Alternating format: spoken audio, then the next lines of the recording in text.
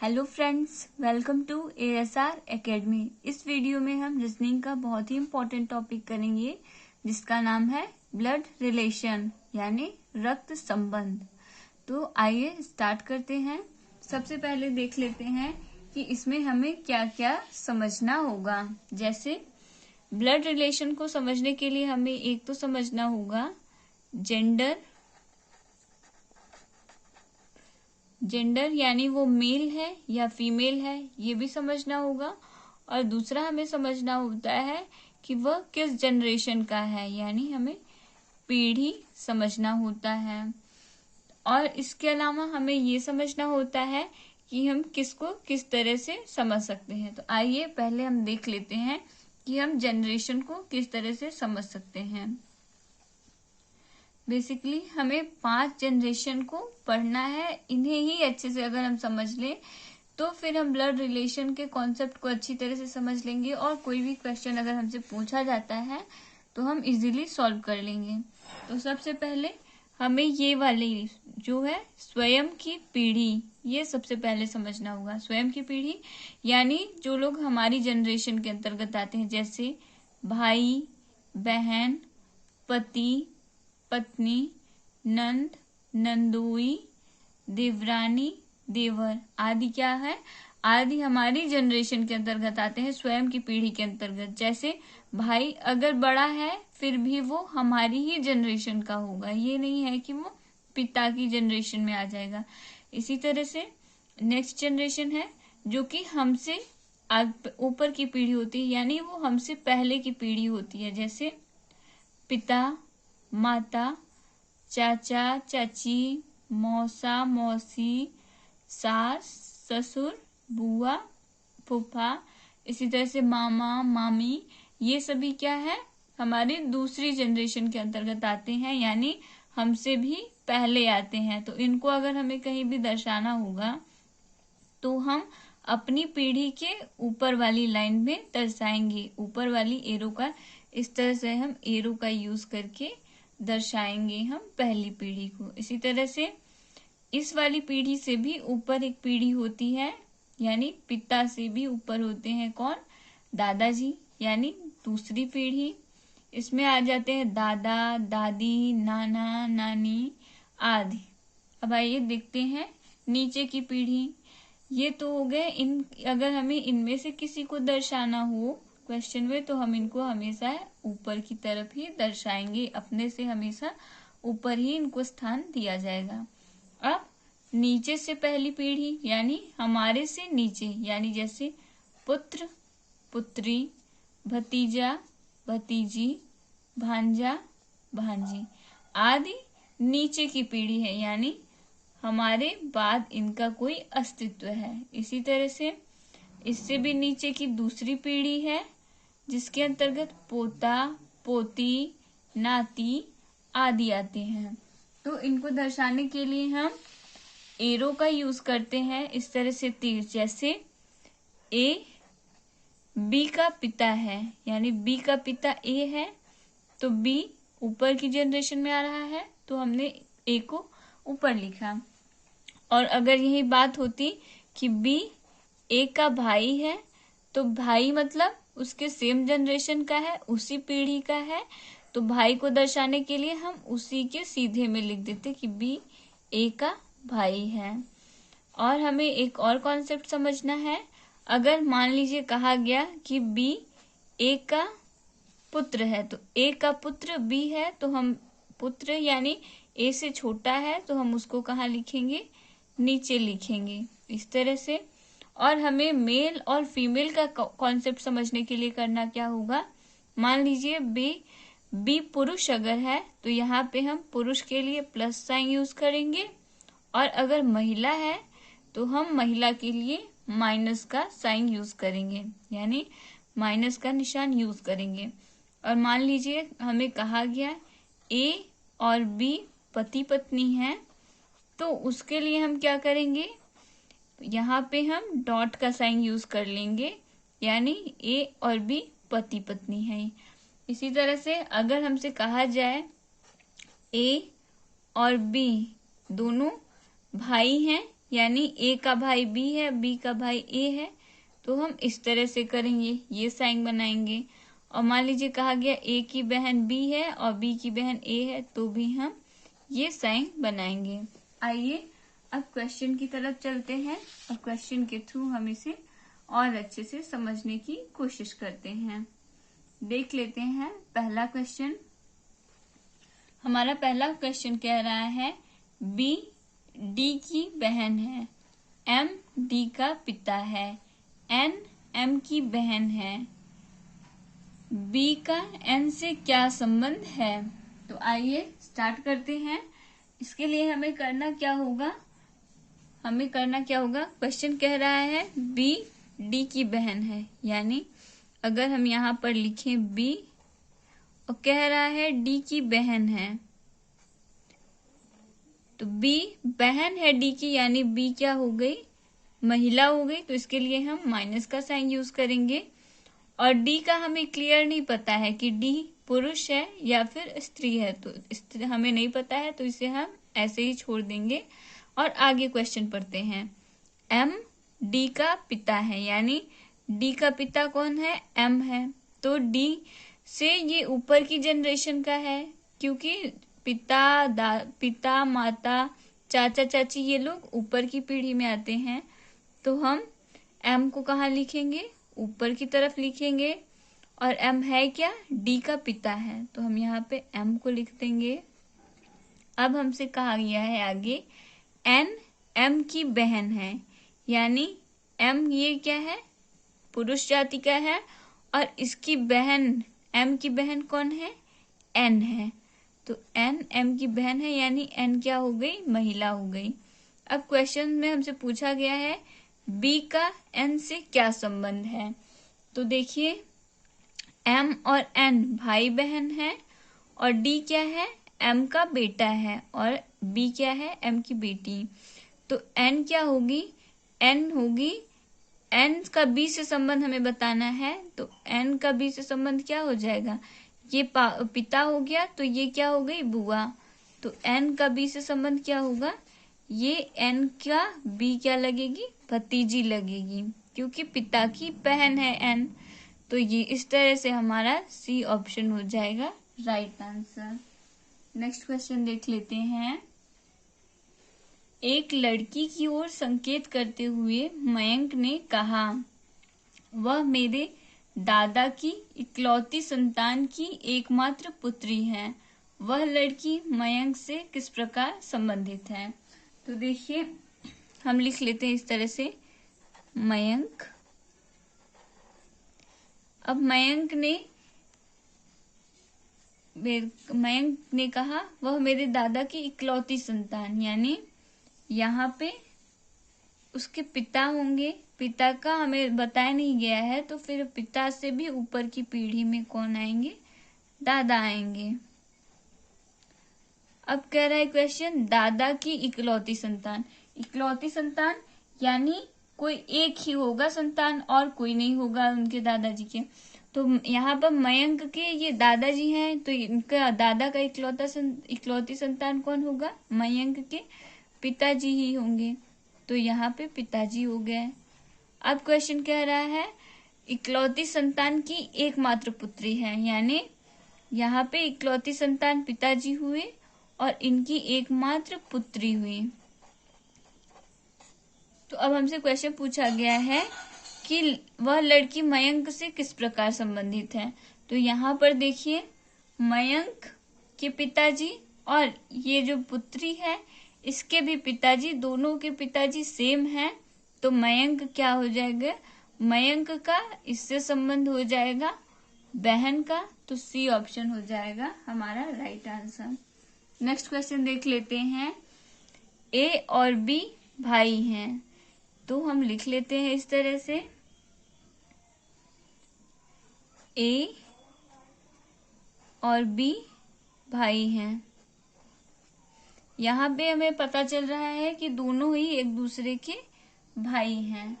अब आगे क्वेश्चन कह रहा है ई पुत्री है एफ की, लेकिन इससे पहले हमें नहीं बताया गया कि ई और एफ का संबंध किससे है। तो इससे हमें क्लियर पता नहीं चल पा रहा है, तो हम आगे पढ़ेंगे क्वेश्चन को। एफ पत्नी है बी की। तो अब हमें पता चल रहा है कि एफ क्या है, पत्नी है बी की। तो यहाँ पे बी है, ये दोनों ही पुरुष है क्योंकि दोनों भाई हैं। अब यहाँ पे बताया गया कि एफ पत्नी है बी की, यानी एफ क्या हो जाएगी, बी की पत्नी हो जाएगी। और हमने ये सीखा था कि जब ये दोनों पति पत्नी हो तो हम पहचानने के लिए यहाँ पे डॉट का साइन लगा देंगे, जिससे हमें पता चलेगा कि ये दोनों पति पत्नी हैं।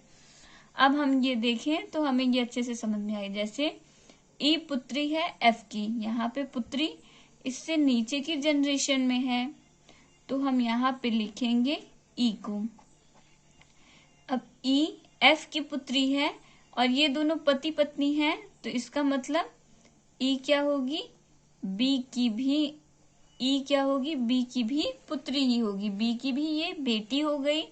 और क्वेश्चन में हमसे पूछा गया है ई का ए से क्या संबंध है, तो ए और बी दोनों भाई हैं, तो भाई की ये बेटी है, तो ए की भी तो ये होगी भतीजी। तो ए का संबंध ई के साथ क्या हो जाएगा, भतीजी का संबंध हो जाएगा, यानी सी ऑप्शन हो जाएगा हमारा राइट आंसर। बस हमें यही समझना है कि किस तरह से हम इसका डायग्राम बनाकर समझ सकते हैं। अब बस हम क्वेश्चन को समझ लेते हैं तो फिर आंसर बहुत ही इजीली हम फाइंड आउट कर सकते हैं। नेक्स्ट क्वेश्चन देख लेते हैं। यदि P पति है Q का, यानी यहाँ पे हम करेंगे Q का पति हो गया P, Q का पति हो गया P। अब आगे कह रहा है और R माता है S और Q की। अब यहाँ पे हमसे क्वेश्चन में कहा गया है कि R जो है वो माँ है, किसकी माँ है, Q की और S की। अब आगे क्वेश्चन पढ़ें तो R से P का संबंध क्या होगा। तो यहाँ पे ये महिला है और ये पुरुष है, क्योंकि P पति है Q का तो ये पुरुष हो गया और Q पत्नी हो गई तो ये महिला हो गई। अब क्वेश्चन हमसे पूछ रहा है कि R से P का क्या संबंध है। तो यहाँ पे R इसकी माँ है, तो P की क्या हो जाएगी, क्योंकि ये पति है इसका, तो ये R का क्या हो जाएगा संबंध इससे, तो P से हो जाएगा सास का संबंध, क्योंकि ये उसकी बेटी का पति है। R की बेटी है Q और Q का पति है P। तो इस तरह से हमें पता चला कि R का संबंध P से किससे हो जाएगा, सास का संबंध हो जाएगा, और हमारा डी ऑप्शन हो जाएगा राइट आंसर। नेक्स्ट क्वेश्चन देख लेते हैं। रमेश ने कहा यह लड़की मेरी माँ के पोते की पत्नी है। तो सबसे पहले हम लिख लेते हैं इस तरह से रमेश। अब रमेश ने कहा कि यह लड़की मेरी माँ, यानी रमेश की माँ, तो रमेश से ऊपर वाली पीढ़ी में होंगी, तो हम इस तरह से एरो बनाएंगे और यहाँ पर लिखेंगे माँ। तो रमेश की माँ है, माँ के पोते की पत्नी, यानी माँ का पोता, यानी यहाँ पे उसका कोई बेटा होगा, और फिर यहाँ के बाद यहाँ पे होगा उसका पोता। अब कह रहा है क्वेश्चन पोते की पत्नी, पोते की पत्नी। तो अभी हमें पता चल रहा है कि रमेश की माँ का पोता और इसकी पत्नी। तो रमेश की माँ का पोता यानी ये क्या हो गया, रमेश का पुत्र हो गया, और ये फिर जब ये पुत्र हो गया तो उसकी पत्नी क्या हो जाएगी, उसकी बहू हो जाएगी। और हमसे क्वेश्चन पूछा गया है कि रमेश उस लड़की का कौन है, यानी लड़की का रमेश क्या लगेगा, यानी तो इसका हमें बताना है कि उस लड़की का क्या लगेगा रमेश। तो यहाँ पे हमें पता चला कि ये उसके पति का पिता है, तो ये क्या हो गया, रमेश उसका ससुर हो गया। तो यहाँ पे सी ऑप्शन हो जाएगा राइट आंसर। नेक्स्ट क्वेश्चन देख लेते हैं। रमेश अजय के पुत्र का भाई है। अजय का रमेश से क्या संबंध है। तो चलिए देखते हैं इस तरह के क्वेश्चन को हम किस तरह से सॉल्व कर सकते हैं। तो क्वेश्चन कह रहा है कि रमेश अजय के पुत्र का भाई है। तो हम इस तरह से लिखेंगे, अजय के पुत्र, यानी हम यहाँ पे पुत्र उसका नीचे की जनरेशन में आएगा, तो हमने यहाँ पर लिख लिया पुत्र। अब कह रहा है पुत्र का पुत्र, तो हम इसके भी नीचे लिखेंगे यहाँ पे पुत्र। अब कह रहा है पुत्र का भाई है, तो यहाँ पे ये हो गया उसका भाई, यानी रमेश। यहाँ पे कहा गया है ना क्वेश्चन में, रमेश अजय के पुत्र का भाई है, तो यहाँ पे रमेश हो गया। अब क्वेश्चन पूछा है अजय का रमेश से क्या संबंध है। तो यहाँ पर देखिए ये दोनों भाई हैं, तो उसके पुत्र से क्या हो जाएगा संबंध, यहाँ पे पिता से हो गया संबंध। तो जब ये पिता हो गया तो इसका क्या संबंध हो जाएगा रमेश से, अजय का संबंध हो जाएगा रमेश से दादा का, यानी सी ऑप्शन हो जाएगा हमारा राइट आंसर, क्योंकि रमेश क्या है, उसके पुत्र का बेटा है। नेक्स्ट क्वेश्चन देख लेते हैं। हमारा नेक्स्ट क्वेश्चन है, मनोज ने कहा मेरी माँ राहुल के भाई की बहन है, राहुल का मनोज से क्या संबंध है। आइए देखते हैं कि हम इस क्वेश्चन को किस तरह से सॉल्व कर सकते हैं। तो यहाँ पे हम मान लेते हैं ये मनोज, अब उसने कहा कि मेरी माँ उसके ऊपर की जनरेशन की है, तो हम यहाँ पर लिख लेंगे माँ। इसके बाद क्या कह रहा है, राहुल के भाई की बहन है, तो यहाँ पे हम राहुल लिखेंगे, और राहुल का जो भाई है उसकी बहन कौन है, रमेश की माँ है। तो अब हमसे क्वेश्चन पूछा गया है कि राहुल का मनोज से क्या संबंध है। तो यहाँ पर देखिए ये माँ मनोज की माँ जो है वो राहुल की क्या है, बहन है। तो माँ का भाई क्या होगा, तो मनोज का क्या लगेगा, माँ का भाई मामा लगेगा, क्योंकि ये उसकी माँ का भाई है राहुल। तो इससे हमें पता चला कि मनोज का राहुल से क्या संबंध है, मामा का संबंध है। तो यहाँ पे बी ऑप्शन हो जाएगा हमारा राइट आंसर। नेक्स्ट क्वेश्चन देख लेते हैं। एक वृद्ध व्यक्ति की ओर इशारा करते हुए अमित ने कहा उसका पुत्र मेरे पुत्र का चाचा है। वृद्ध व्यक्ति अमित से किस प्रकार संबंधित है। आइए देखते हैं इस तरह के क्वेश्चन को हम किस तरह से सॉल्व कर सकते हैं। तो मान लीजिए ये अमित, और अमित इशारा करते हुए एक वृद्ध व्यक्ति की ओर कहता है,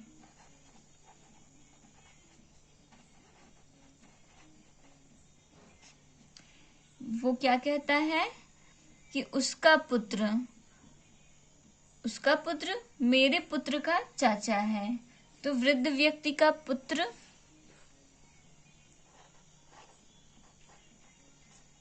मेरे पुत्र का, यानी अमित के पुत्र का, तो अमित का पुत्र यानी अमित से नीचे आएगा, तो यहाँ पे हम लिखेंगे अमित का पुत्र।